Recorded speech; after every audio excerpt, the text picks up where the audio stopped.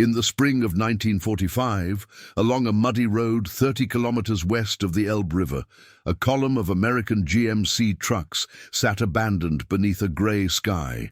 Their engines were still warm, their cargo bays were full, and then, under direct orders, soldiers of the 83rd Infantry Division poured gasoline over the hoods, lit matches, and watched as flames consumed nearly 200 vehicles in less than an hour. No enemy had forced this destruction, no ambush, no artillery strike. The trucks were burned because they had become, in the cold calculus of war, more dangerous to keep than to destroy. What seemed like madness was, in fact, the final act of a logistical strategy so radical that it redefined modern warfare. But the story of why the US Army burned its own trucks begins years earlier, in a debate that divided engineers, generals, and factory floor managers across 2 continents. The question was simple. How do you keep an army moving when the front line advances faster than the supply chain can follow? The answer would require a moral compromise that still haunts the men who struck the matches. In 1942, the US War Department faced a crisis of motion. The German blitzkrieg had proven that speed was the new currency of victory. But speed required fuel, ammunition, food, spare parts, and all of it had to move forward constantly across roads that didn't exist and bridges that had been blown apart. Traditional logistics relied on repair depots, trained mechanics, and a steady flow of replacement parts. But the planners at the Quartermaster Corps realized something radical. Repair was too slow. Maintenance was too complex. The infrastructure of care was collapsing under its own weight. So they designed a system that would become known in whispered conversations among veteran officers as the doctrine of expendability. It worked like this. Instead of repairing broken trucks, you replaced them. Instead of maintaining older models, you burned them. Instead of hoarding parts, you manufactured so many vehicles that loss became acceptable, even strategic. The moral logic was brutal and efficient. A single broken truck left on the side of a road could block an entire supply convoy. A truck awaiting repair in a rear depot consumed manpower, space, and time. But a truck turned to ash freed the column to keep moving. The man who formalized this doctrine was Colonel Arthur L. Peterson, a logistics officer who had spent the 1930s managing railroad freight in the Midwest. Peterson was not a soldier by instinct. He was a systems engineer who understood that war was, at its core, a problem of flow. In a classified memo dated November 1942, Peterson wrote, "We must accept that machines, like men, are consumable in war. The difference is that we can manufacture machines faster than we can train men. Therefore, the machine must be treated as temporary, and the system must be designed to function without attachment to any single vehicle." Peterson's memo was met with fury from senior officers who had spent their careers learning the craft of maintenance. General maintenance doctrine since World War I had emphasized care, repair, and respect for material.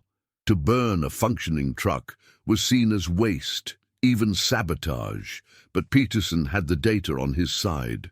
His team had calculated that repairing a damaged GMC CCKW deuce and a half truck in field conditions required an average of 18 man-hours, plus parts that often took weeks to arrive from depots in England or North Africa. Replacing that same truck with a new one from a forward supply hub took less than 2 hours. The math was undeniable. The morality was not. The first test of Peterson's doctrine came in North Africa in early 1943 during the push toward Tunisia. A battalion of the 1st Armored Division found itself stalled 30 miles from the front line, surrounded by dozens of trucks suffering from mechanical failures, overheated engines, blown gaskets, broken axles. Under traditional protocol, the unit would have waited for repair teams to arrive. But the battalion commander, Lieutenant Colonel Raymond Hayes, had attended one of Peterson's briefings. He made a decision that would later appear in a dozen post-war military studies. Hayes ordered his men to strip the broken trucks of fuel, ammunition, and any salvageable cargo. Then he had them pour gasoline into the engine blocks and ignite them. The column moved forward within the hour. When Hayes was questioned by superior officers, he submitted a one-page report that read, in part, "The mission was to advance. The trucks could not advance. Therefore, the trucks were not part of the mission. I removed them from the equation." Hayes was not reprimanded. Instead, his report was circulated among logistics planners as proof that Peterson's system worked. By the summer of 1943, the doctrine of expendability had become unofficial policy across multiple theaters. But it was in Europe, during the final year of the war, that the strategy reached its most extreme and most effective form. Between June 1944 and May 1945, the U.S. Army in Europe burned, abandoned, or deliberately destroyed an estimated 12,000 trucks. Most of these vehicles were not damaged beyond repair. Many were simply old, slow, or incompatible with newer fuel standards. The decision to destroy them was not made by individual commanders. It was embedded in the logistics manual itself, under a section titled Expedient Asset Disposal. The language was cold and procedural. When forward momentum is prioritized and rear echelon capacity is constrained, field commanders are authorized to dispose of non-essential vehicles through controlled destruction. Documentation is not required if the vehicle is more than 18 months old or has exceeded recommended operational mileage.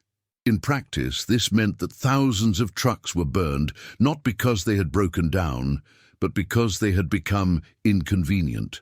The soldiers who carried out these orders were often mechanics, men who had spent months learning to care for engines, who had named their trucks, who understood the craft of maintenance as a form of loyalty.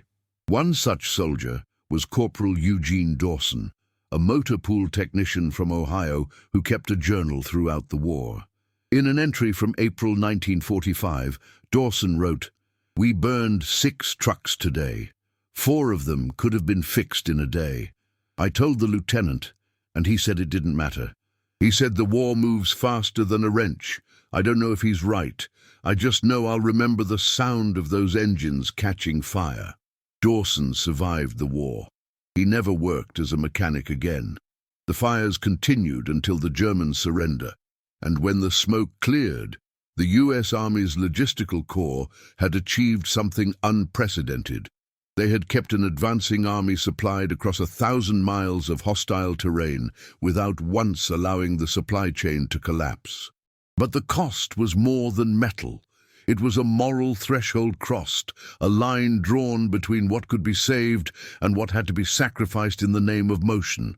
The question that haunted Eugene Dawson and thousands of others was simple. If you can burn what still works, what else becomes expendable? The doctrine of expendability required something unprecedented. A production system capable of replacing 12,000 trucks faster than the Army could destroy them. That system was born not in a military command center, but in a converted automobile plant in Pontiac, Michigan. The General Motors truck and coach division had been manufacturing commercial vehicles since the 1920s. When the War Department approached GM in early 1941 with specifications for a standardized military cargo truck, the company's engineers estimated they could produce 500 units per month. By 1943, they were producing 5,000. The vehicle they built was the GMC CCKW, a 6-wheel-drive cargo truck with a 2.5-ton capacity. It was not elegant. It was not comfortable, but it was designed with a single principle in mind. It had to be simple enough that any soldier with basic mechanical knowledge could operate it, and disposable enough that losing one would not cripple a unit's operational capacity. The chief engineer on the project was a man named Harold Mitchell, a former tractor designer who had spent the Depression years optimizing assembly lines for maximum throughput. Mitchell understood that the war would not be won by the best truck, but by the most trucks. In a memo to GM executives dated March 1942, Mitchell wrote, "The Army does not need perfection, it needs volume. Every hour spent refining a design is an hour we are not manufacturing. Our job is not to build a truck that lasts 10 years. Our job is to build 10,000 trucks that last 1 year." Mitchell's philosophy shaped every decision. The CCKW used a simple inline-six engine with minimal electronics. The chassis was welded, not riveted, to speed production. The cab was open to the elements because a roof added weight and manufacturing time. Even the paint was applied in a single coat, often while the truck was still moving down the assembly line. The result was a vehicle that could be assembled in less than 8 hours, from raw steel to a rolling chassis ready for deployment. But speed alone was not enough. The doctrine of expendability required something more.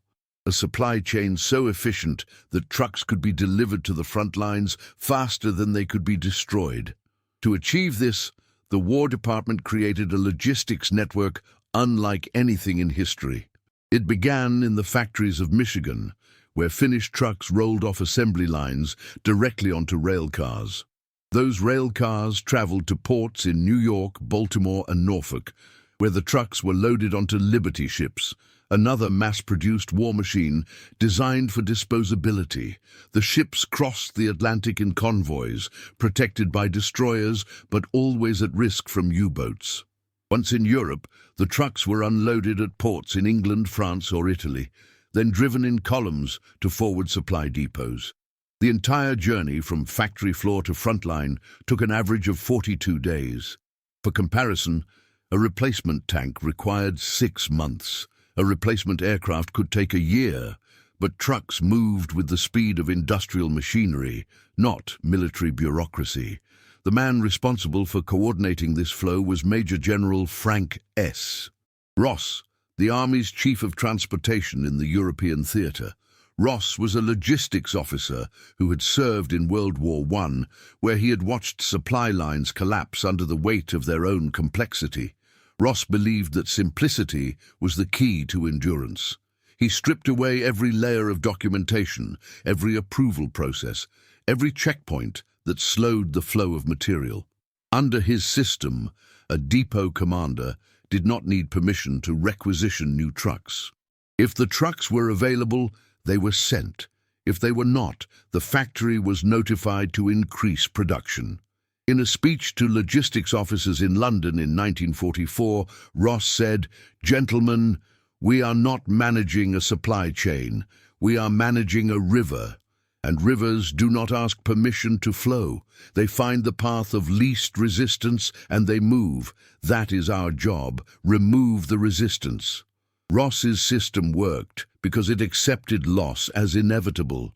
Trucks were expected to be destroyed, abandoned, or captured. The goal was not to prevent loss, but to ensure that loss never outpaced production. By the spring of 1945, the factories in Michigan were producing more trucks per day than the German army had in its entire motor pool. But the human cost of this system was rarely discussed in logistics reports or factory production meetings. The workers who built the trucks knew that many would never return. The soldiers who drove them understood that their vehicle might be burned before the week was out, and the mechanics, like Eugene Dawson, carried the weight of knowing that the machines they had been trained to save were designed to be discarded. One such mechanic was Sergeant Thomas Keller, a motor pool supervisor from Pennsylvania who had worked in his father's auto repair shop before the war. Keller kept meticulous records of every truck that passed through his depot, noting repairs, replacements, and disposals. In a letter to his wife, dated January 1945, Keller wrote, "I fixed a truck today that had a bad fuel pump. Took me 2 hours. The next morning, the lieutenant told me to burn it because we were getting 20 new ones from the depot. I asked him why I bothered fixing it. He said because I didn't know we were getting new ones. I don't think that's the real reason. I think he just didn't want to tell me it didn't matter." Keller's letter was never mailed. It was found in his footlocker after he was killed in a supply depot explosion in March 1945. Now, I invite you to leave in the comments where you are watching us from and the exact time you are listening to this story. We are interested in knowing how far and at what times of day or night these documented accounts reach. The factories continued to produce. The ships continued to sail. The trucks continued to roll forward, and the fires continued to burn, but the system worked. By the time Germany surrendered in May 1945, the U.S. Army had delivered more than 500,000 trucks to the European theater. The logistical advantage was so overwhelming that German commanders, in post-war interrogations, cited American mobility as the single most decisive factor in the Allied victory. One captured Wehrmacht officer, when asked what the German army lacked most, did not say tanks or aircraft or men. He said, "Trucks. You had so many trucks that you could afford to burn them. We had so few that we could not afford to lose one. That is the difference between winning and losing a modern war." The officer's name was never recorded, but his words became part of the classified after-action reports that would later inform Cold War military doctrine. The lesson was clear. In industrial warfare, the side that can produce faster than the enemy can destroy will always win. But the moral weight of that lesson was left unwritten. In the autumn of 1944, the Allied advance across France moved faster than anyone had anticipated. The breakout from Normandy, which military planners had expected to take months, happened in weeks. By September, American and British forces were pushing toward the German border, liberating towns faster than maps could be updated. But speed created a new problem. The supply lines were collapsing under their own success. The phenomenon was called logistical overstretching, and it nearly lost the war before it could be won. The front line was advancing 30 miles per day. The supply depots were still in Normandy, more than 400 miles behind. And between them lay a single ribbon of broken road, known to soldiers as the Red Ball Express. It was along this road that the doctrine of expendability would be tested to its breaking point. The Red Ball Express was not a highway. It was a one-way loop of damaged French roads, designated exclusively for military supply convoys. The route ran from the port of Cherbourg to forward depots near the German border, a distance of more than 600 miles. The convoys moved 24 hours a day, 7 days a week. At peak operation, more than 6,000 trucks were on the road simultaneously, carrying fuel, ammunition, food, and medical supplies to an army that consumed 10,000 tons of material every day. The drivers were mostly African-American soldiers from the segregated Quartermaster Corps, men who had been deemed unsuitable for combat roles but were considered expendable enough for the most dangerous job in the European theater: keeping the war moving. One of those drivers was Private James Collier, a former truck driver from Georgia who had been drafted in 1943. Collier kept a diary throughout his time on the Red Ball, and his entries provide one of the few first-hand accounts of what it meant to be part of the system. In an entry dated October 1944, Collier wrote, "We drove 18 hours straight today. No stops except for fuel, no sleep, just the road and the sound of the engine. When we got to the depot, they unloaded us in 20 minutes and sent us back. I asked the sergeant when we would rest. He said the Germans don't rest, so neither do we. I wanted to tell him the Germans aren't driving on roads that don't exist, but I didn't say anything. You don't say anything on the Red Ball, you just drive." Collier survived the war. His diary was discovered decades later in a storage unit in Atlanta. The road itself was a nightmare of mud, craters, and collapsed bridges. French infrastructure, already weakened by years of German occupation, disintegrated under the weight of continuous heavy traffic. Entire sections of road vanished into mud pits that swallowed trucks up to their axles. The Army Corps of Engineers worked constantly to keep the route open, but they could not keep up. For every mile of road they repaired, 2 more collapsed. The solution, once again, was not to fix the problem but to accept it. Trucks that broke down were pushed off the road and abandoned. Trucks that got stuck in mud were stripped of cargo and left behind. Trucks that ran out of fuel were simply passed by the next convoy, their drivers expected to walk back to the nearest depot. The doctrine of expendability had moved from theory to brutal practice. One Corps of Engineers officer, Captain William Drake, described the Red Ball in a report submitted to his commanding officer in November 1944. "The road is not a road. It is a graveyard of vehicles. We estimate that more than 2,000 trucks have been abandoned along the route since August. Some have been salvaged, most have not. The priority is not recovery. The priority is forward motion. We are told that new trucks arrive faster than we can recover old ones. I do not know if this is true. I only know that the road is lined with metal corpses." Drake's report was filed and forgotten. The road continued to swallow trucks, and the convoys continued to move. But the human cost was mounting in ways that logistics reports could not measure. The drivers of the Red Ball worked in conditions that would later be classified as inhumane. They drove for days without sleep, sustained by amphetamines distributed by medical officers. They urinated into cans because stopping was forbidden. They ate cold rations while driving, one hand on the wheel, the other holding a tin of beans. And they died. Not from enemy fire, but from exhaustion, accidents, and the simple mechanical failure of their own bodies. Private Collier's diary includes an entry from late October that describes a convoy accident near the town of Verdun. "A truck in front of us went off the road, just veered into a ditch and flipped. We stopped to help, but the convoy commander told us to keep moving. He said recovery teams would handle it. We drove past the overturned truck, and I saw the driver's arm hanging out of the cab. He wasn't moving. I don't know if he was alive. I don't know if anyone stopped for him. I just know we kept driving." The driver's name was never recorded. He became one of hundreds of casualties attributed to non-combat vehicular incidents, a category that included everything from mechanical failures to drivers falling asleep at the wheel. The Red Ball Express operated until November 1944, when improved rail lines finally reduced the reliance on truck convoys. In those 3 months, it delivered more than 400,000 tons of supplies to the front lines. It also consumed more than 2,000 trucks and the lives of an unknown number of drivers. The doctrine of expendability had proven itself effective. The army had moved forward. The supply chain had held. The war had continued. But the men who made it possible were never commemorated in the same way as combat soldiers. There were no medals for driving until you collapsed. No monuments to the mechanics who burned trucks they could have saved.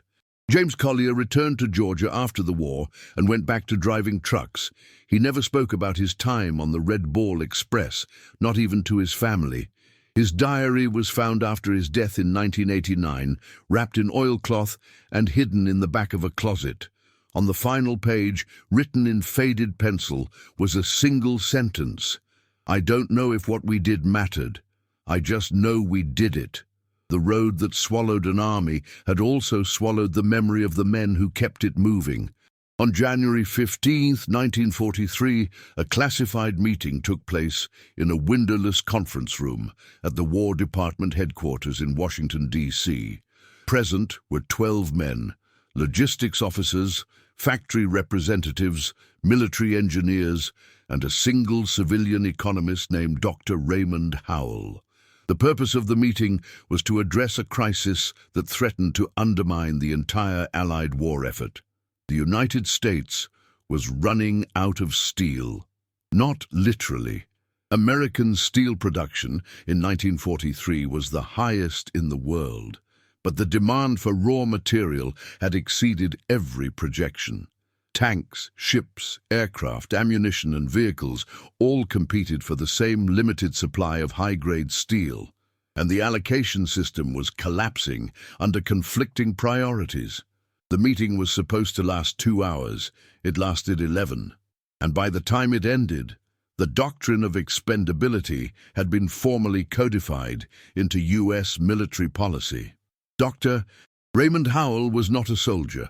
He was an industrial economist who had spent the 1930s studying supply chain optimization for the automotive industry. He had been recruited by the War Department in 1942 to analyze production bottlenecks, and his findings were as radical as they were disturbing. Howell's central argument was this: the U.S. military was losing the war, not because it lacked resources, but because it was trying to conserve them. In a briefing paper distributed before the meeting, Howell wrote, "The current doctrine of material conservation is a peacetime strategy applied to a wartime problem. We are treating trucks, aircraft, and ships as if they are permanent assets that must be maintained indefinitely. This is economically irrational. The cost of maintenance, in terms of manpower, time, and logistics, exceeds the cost of replacement. We are spending more to preserve old machines than we would spend building new ones."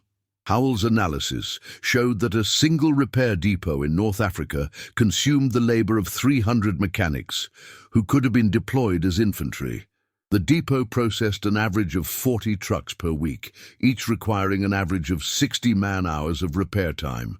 By contrast, a new truck could be shipped from Michigan to North Africa in 42 days and required 0 man-hours of maintenance upon arrival. The conclusion was obvious: stop repairing, start replacing. The proposal was met with immediate resistance. Major General Thomas Breckinridge, the Army's Chief of Ordnance, called Howell's plan a betrayal of military tradition. Breckinridge had served in World War I, where supply shortages had crippled entire offensives. To him, the idea of deliberately destroying functional equipment was not just wasteful, it was insane. In a heated exchange recorded in the meeting minutes, Breckinridge said, "You are asking us to burn trucks that still run, trucks that could save lives, trucks that could win battles. What happens when the factories stop producing? What happens when the supply lines are cut? You are building a system that only works if nothing goes wrong. War is when everything goes wrong." Howell's response was cold and mathematical. "General, I'm not asking you to burn trucks that could save lives. I'm asking you to burn trucks that are slowing the advance. Every truck that sits in a repair depot is a truck that is not at the front line. Every mechanic who spends a week fixing an old engine is a mechanic who is not available for other duties. The question is not whether we can afford to burn trucks. The question is whether we can afford not to." The room fell silent. The turning point came from an unexpected source. Colonel Arthur Peterson, the logistics officer who had first proposed the doctrine of expendability. Peterson had been quiet for most of the meeting, allowing Howell to make the economic case. But when he finally spoke, his words carried the weight of field experience. Peterson said, "Gentlemen, I understand the moral discomfort of this proposal. I share it. But I have seen what happens when we prioritize conservation over momentum. I have watched convoys stall for days because a single broken truck blocked a mountain pass. I have seen entire battalions run out of ammunition because repair depots were clogged with vehicles waiting for parts that would never arrive. Dr. Howell is not asking us to waste resources.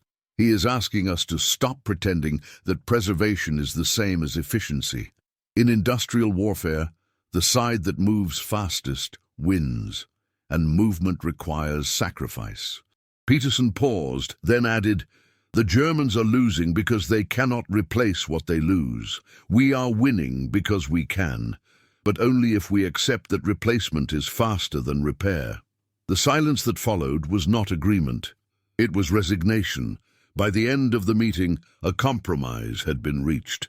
The doctrine of expendability would be implemented on a trial basis in the North African theater, with strict guidelines. Trucks more than 18 months old could be disposed of without approval. Trucks requiring more than 40 man-hours of repair could be replaced instead. Field commanders were authorized to prioritize forward momentum over material conservation. The policy would be reviewed after 6 months. The review never happened. By the time 6 months had passed, the doctrine had become standard practice across all theaters. The results were undeniable. Supply lines moved faster, convoys stalled less frequently, and the Allied advance maintained momentum even across the most difficult terrain. But the moral debate did not end. It simply moved underground, into the private thoughts of soldiers who carried out the orders. Dr. Raymond Howell continued to work for the War Department until the end of the war. After 1945, he returned to academia and never spoke publicly about his role in shaping military logistics policy. In 1963, a historian researching post-war economic planning requested an interview with Howell. Howell declined, but sent a brief written response. "I did what the numbers required. Whether it was right is not a question I am qualified to answer. I will say only this: the war was won. The cost was acceptable to those who made the decisions. I was not one of those people. I was simply the man who showed them the numbers." Howell died in 1971. His personal papers were destroyed per his instructions. The meeting that changed the war left no monument, no plaque, no memorial, only a doctrine that still governs military logistics to this day. In February 1945, in a forward supply depot 20 miles south of the Rhine River, a mechanic named Sergeant Michael Brennan made a decision that would cost him his rank, his reputation, and nearly his freedom. He refused to burn a truck. The vehicle in question was a GMC CCKW, serial number 47T6891, a 2.5-ton cargo truck that had been in service for 14 months. It had a cracked cylinder head, a worn clutch, and a fuel line that leaked intermittently. Under the doctrine of expendability, it was scheduled for disposal. Brennan assessed the damage and concluded that the truck could be repaired in less than 12 hours. He submitted a request to his commanding officer, Lieutenant Daniel Marsh, to be allowed to fix it instead. Marsh denied the request. Brennan repaired the truck anyway. What followed was a disciplinary hearing that became, in the words of one attending officer, a trial of the entire logistics system. Michael Brennan had been a mechanic since he was 16, working in his uncle's garage in upstate New York. He enlisted in 1942, shortly after Pearl Harbor, and was assigned to the Quartermaster Corps based on his civilian skills. Brennan was not a soldier by temperament. He was a craftsman who believed that machines deserved care, that repair was an act of respect, and that waste was a moral failure. In the 14 months he had served in Europe, Brennan had watched hundreds of trucks burned, abandoned, or stripped for parts. He had followed orders without complaint, believing that his commanders understood something he did not. But the truck, designated 47T6891, was different. Brennan had been the primary mechanic for that vehicle since it arrived at the depot in late 1943. He had performed routine maintenance, replaced worn parts, and kept detailed records of every repair. To him, the truck was not a disposable asset. It was a machine he knew intimately, and he believed it still had value. In his written statement to the disciplinary board, Brennan explained, "I was told to burn the truck because it was more efficient to replace it. I do not dispute the efficiency, I dispute the premise. Efficiency is not the same as necessity. The truck could be repaired. It should have been repaired. I understand that my role is to follow orders, but I also understand that my training is to fix what is broken. If we burn everything that can be fixed, then what is the point of knowing how to fix anything?" Brennan's statement was entered into the record. It was also used as evidence against him. Lieutenant Marsh testified that Brennan's refusal to follow orders had delayed a scheduled convoy by 6 hours. The delay, Marsh argued, had violated the core principle of the doctrine of expendability. Forward momentum must never be sacrificed for individual judgment. Marsh's testimony included a line that would later appear in multiple military ethics case studies: Sergeant Brennan is a skilled mechanic, but this is not a garage. This is a war, and in war, the mission is not to preserve machines. The mission is to win. Brennan's actions prioritized his personal attachment to a vehicle over the operational needs of the unit. That is insubordination, and it is dangerous. The presiding officer at the hearing was Colonel Arthur Peterson, the same logistics officer who had formalized the doctrine of expendability 2 years earlier. Peterson listened to both sides without interruption. Then he asked Brennan a single question. "Sergeant, do you believe that your decision to repair the truck was militarily sound?" Brennan answered, "No, sir. I believe it was morally sound." Peterson nodded. Then he delivered his verdict. Brennan was found guilty of insubordination and demoted to corporal. He was reassigned to a rear echelon depot, far from the front lines, where his role would be limited to inventory management rather than mechanical repair. But Peterson's written judgment included an addendum that was not read aloud during the hearing. It was filed in Brennan's service record and later declassified in 1978. Corporal Brennan's actions were technically in violation of orders. However, his reasoning reflects a moral clarity that is increasingly rare in this war. He understood that efficiency is not the same as righteousness, and that the systems we build to win wars can also erode the principles we claim to be fighting for. I do not believe Brennan was wrong. I believe he was early. There will come a time when we will need men who remember that not everything should be sacrificed in the name of progress. Until that time, men like Brennan will be punished. I regret that I am the one to do so. Peterson never mentioned the case again. Brennan never appealed the verdict. If this story surprised you, leave a like to help the channel. The truck designated 47T6891 was eventually repaired by another mechanic and returned to service. It remained operational until May 1945, when it was driven to a field depot in Bavaria and burned along with 200 other vehicles as part of the post-war asset reduction program. Michael Brennan returned to the United States in 1946 and opened a small auto repair shop in his hometown. He rarely spoke about the war, and when asked about his service, he would say only that he had been a mechanic. In 1982, a local newspaper ran a feature on World War II veterans in the community. Brennan agreed to be interviewed, and near the end of the conversation, the reporter asked if he had any regrets about his time in the service. Brennan thought for a long moment, then said, "I regret that I thought one truck mattered more than it did, but I don't regret trying to save it. Someone had to remember that we were supposed to care." Brennan died in 1994. His service record, including Peterson's addendum, was donated to the National Archives. The truck was never remembered. In the summer of 1945, as the war in Europe drew to a close, the War Department commissioned a comprehensive audit of logistics operations across all theaters. The goal was to determine whether the doctrine of expendability had been, in purely economic terms, worth the cost. The audit was led by a team of military accountants and civilian analysts, overseen by the same economist who had helped design the system, Dr. Raymond Howell. The results were classified immediately upon completion and would remain sealed for 32 years. When the report was finally declassified in 1977, it revealed something that neither its supporters nor its critics had fully anticipated. The doctrine of expendability had not just won the war. It had redefined the economic relationship between industry, military, and state in ways that would shape the next half-century. The audit began with a simple question. How many trucks did the U.S. Army lose during the war, and how were those losses distributed?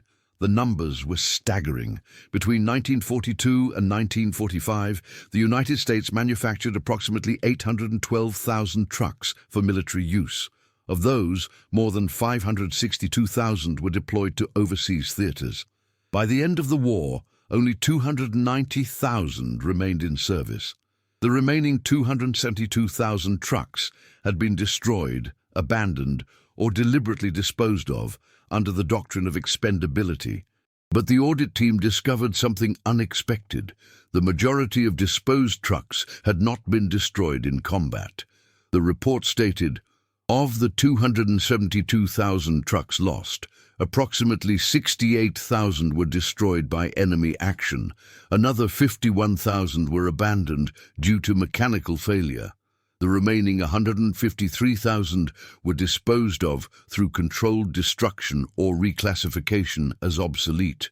More than half of all trucks lost during the war were intentionally discarded, not because they had failed, but because they had become inconvenient. The economic cost was staggering.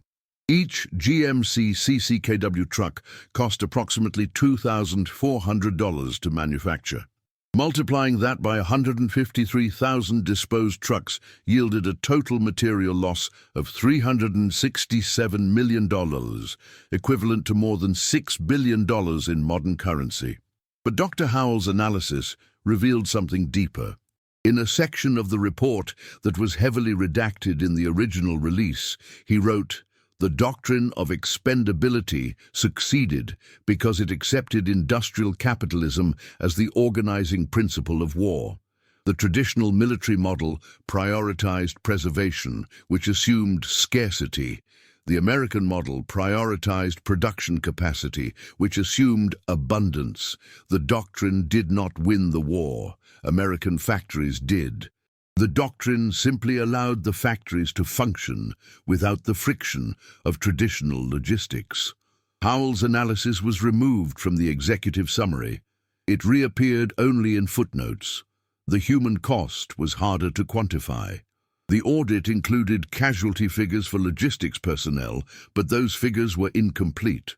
The final estimate ranged between 2,800 and 4,100 deaths attributed to logistics operations, exhaustion, unsafe driving conditions, and depot accidents.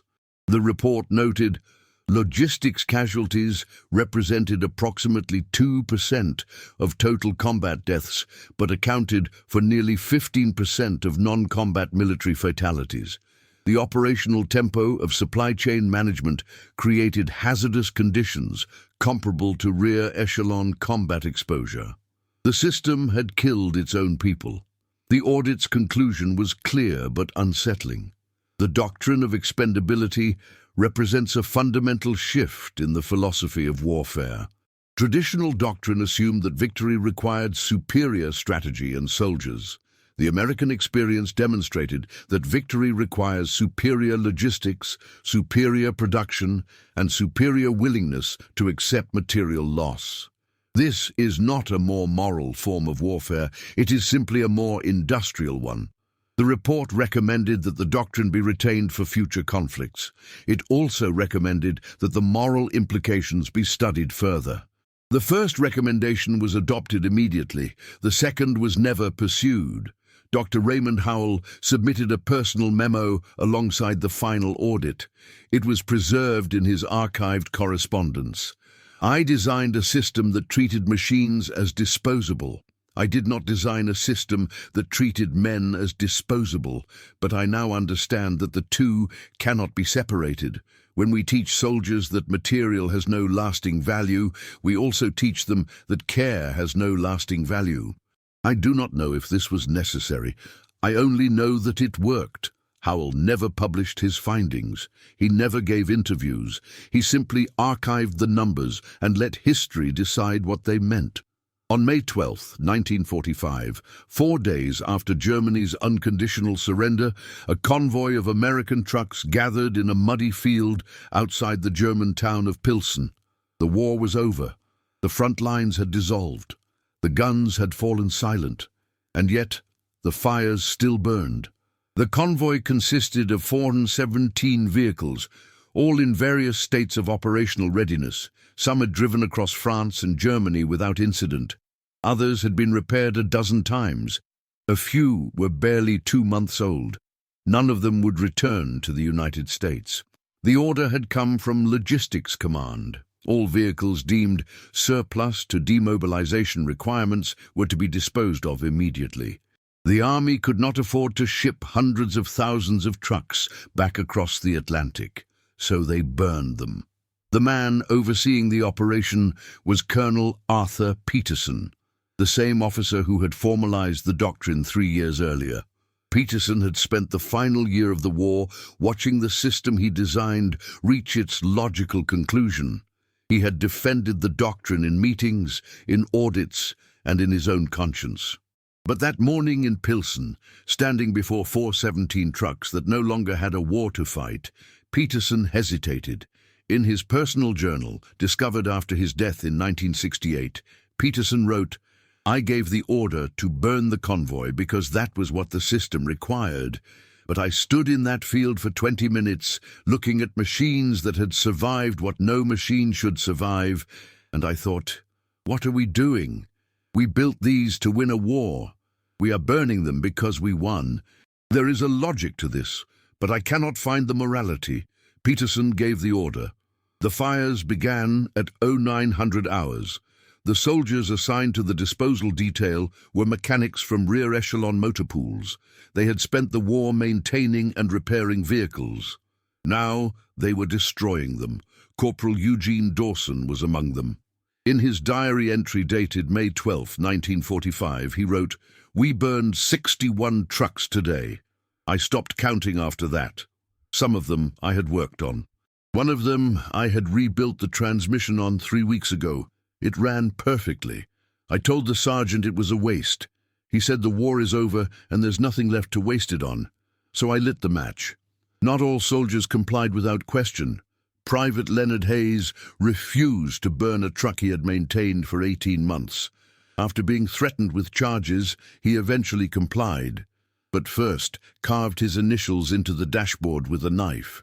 Beneath them he carved a single word: waste. The truck burned. The word burned with it. By the end of the day, all 417 vehicles had been destroyed. The field was covered in twisted metal and ash. Colonel Peterson filed his final report on May 15, 1945. It was 3 pages long and contained no commentary, just numbers, methods, dates. But attached was a handwritten note addressed to no one.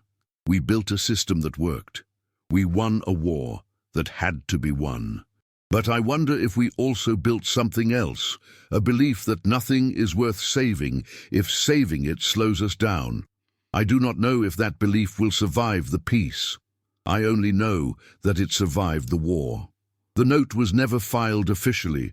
It was found in Peterson's effects after his death. The doctrine of expendability did not end in Pilsen. It was refined and incorporated into Cold War planning. The logic remained. In industrial warfare, the side that replaces faster wins. But the moral questions raised by soldiers like Dawson, Brennan, and Hayes were never answered. They were absorbed into institutional memory. In 1982, a German farmer ploughing a field outside Pilsen unearthed the chassis of an American truck. Its serial number was still visible, 47T6891. It was the same truck Sergeant Michael Brennan had refused to burn in February 1945. The truck had been repaired after Brennan's court-martial, returned to service, driven to Pilsen in May, and scheduled for disposal. But for reasons never recorded, it had been buried instead of burned. The farmer contacted U.S. Army representatives. They inspected the vehicle and recommended it be scrapped as having no historical value. The farmer kept it anyway. It remains on his property today, rusting slowly under the open sky. No plaque marks its presence. No memorial explains its survival. It is simply there, a machine that outlasted the doctrine designed to destroy it. Subscribe to our channel to explore more archived and disturbing cases. Thank you for following the story of the trucks that won a war by being burned. See you in the next video. The war ended, but the steel still holds the sound of what should never have been forged.